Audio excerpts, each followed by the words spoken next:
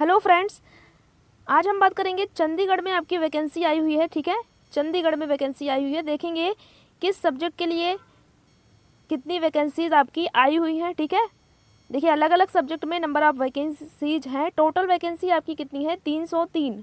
ठीक है, साथ साथ हम देखेंगे आपके पास एज कितनी होनी चाहिए और ग्रेजुएशन में क्या कुछ बताया गया है। सीटेट यहाँ पेपर 2 आपके पास होना चाहिए और क्या कुछ बताया गया है।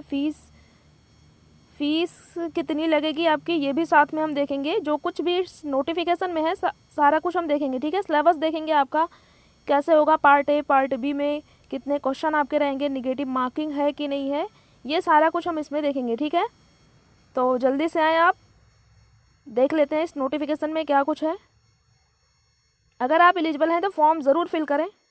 ठीक है, देखिए ये चंडीगढ़ में वैकेंसी आई हुई है। जैसे आपकी दिल्ली में इसकी भी सैलरी, पहले आप सिलेक्शन ले लो, सैलरी आपकी बहुत अच्छी मिलेगी। जैसे आपकी दिल्ली में मिलती है टीजीटी की सैलरी, वैसे यहाँ भी है।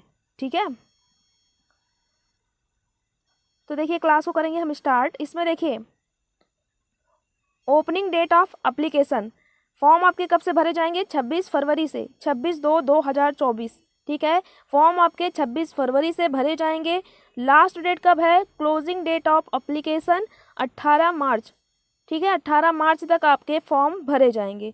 ठीक है, और अगर आप फीस पे करने में आपको 2-3 दिन टाइम और दिया गया है। 21/3 तक आपकी लास्ट डेट है। 26 फरवरी से आपके फॉर्म भरे जाएंगे, 18/3 तक इसके फॉर्म भरे जाएंगे। ठीक है, 26 फरवरी से स्टार्ट होंगे और 18 मार्च तक भरे जाएंगे। ठीक है, ये वैकेंसी किसकी है? टीजीटी की है। ठीक है, प्राइमरी की नहीं है, टीजीटी की वैकेंसी है।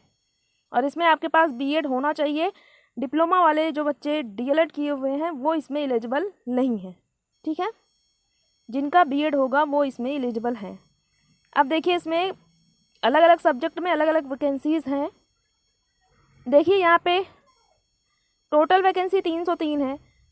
डीपीई में देखिए टोटल 35 वैकेंसी। इंग्लिश में देखिए अलग अलग, जैसे जनरल के लिए देखिए इंग्लिश में 6 है, वो एससी में 3 है, ओबीसी में 4 है। टोटल कितनी है ये हम आपको बता रहे हैं। बाकी ये टेलीग्राम पीडीएफ आपको हम टेलीग्राम पे भेज देंगे, आप वहाँ से देख लीजिएगा। ठीक है, देखिए इंग्लिश के लिए 14 है। फाइन आर्ट में सबसे ज़्यादा वैकेंसीज हैं, 54 है। देखिए ये 54 वैकेंसीज हैं फाइन आर्ट में। ठीक है, हिंदी में कितनी वैकेंसी है? हिंदी में आपकी 17 है। होम साइंस में कितनी है? 19 है। मैथमेटिक्स में देखिए 8 वैकेंसी हैं। जनरल में 4 हैं, एससी में 1 है, ओबीसी में, ये आप देख लीजिएगा। मैथमेटिक्स में हमने बताया 8। म्यूज़िक में देखिए 15 वैकेंसी। पंजाबी में देखिए 19 है। संस्कृत में 24। साइंस मेडिकल में देखिए 26 वैकेंसी। साइंस नॉन मेडिकल में देखिए 48 वैकेंसी हैं। ठीक है, सोशल स्टडीज़ में आपकी 24 हैं। टोटल वैकेंसी कितनी हो गई? 303 वैकेंसीज़ हैं। ये अलग अलग सब्जेक्ट में बताया गया है। ठीक है, सबसे ज़्यादा वैकेंसी आपकी फाइन आर्ट में है। देखिए इसमें साइंस में भी अच्छी खासी वैकेंसीज़ हैं आपकी।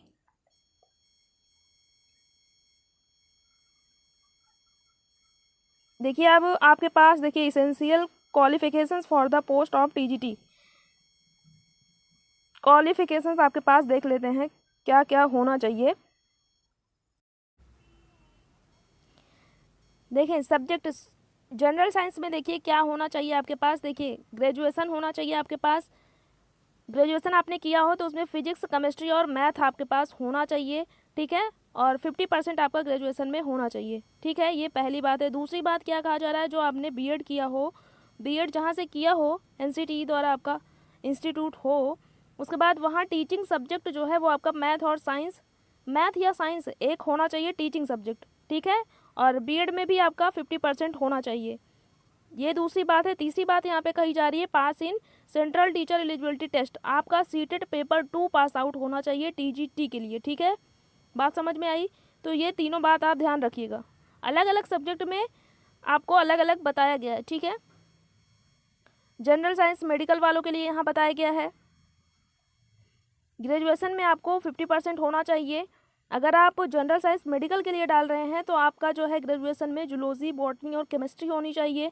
ठीक है, और टीचिंग सब्जेक्ट जो आपने बीएड किया है वहाँ भी आपका 50% होना चाहिए और सीटेट पेपर 2 पास आउट होना चाहिए। ठीक है,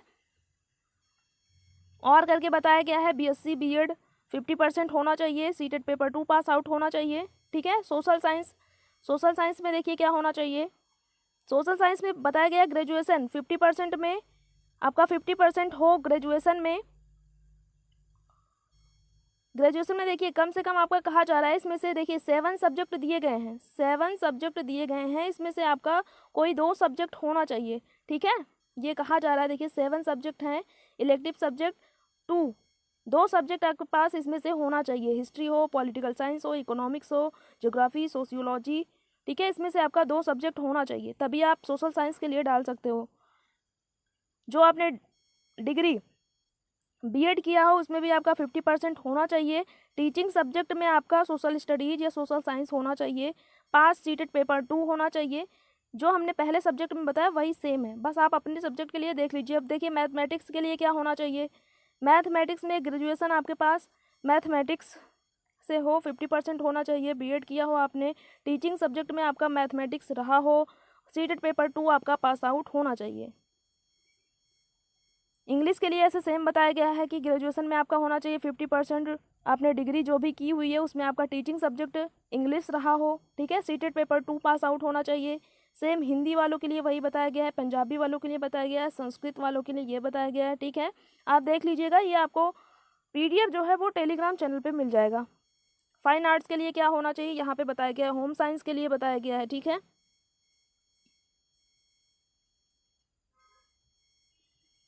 अब देख लेते हैं आपका जो एग्ज़ाम होगा इसमें कितने क्वेश्चन आपके पूछे जाएंगे।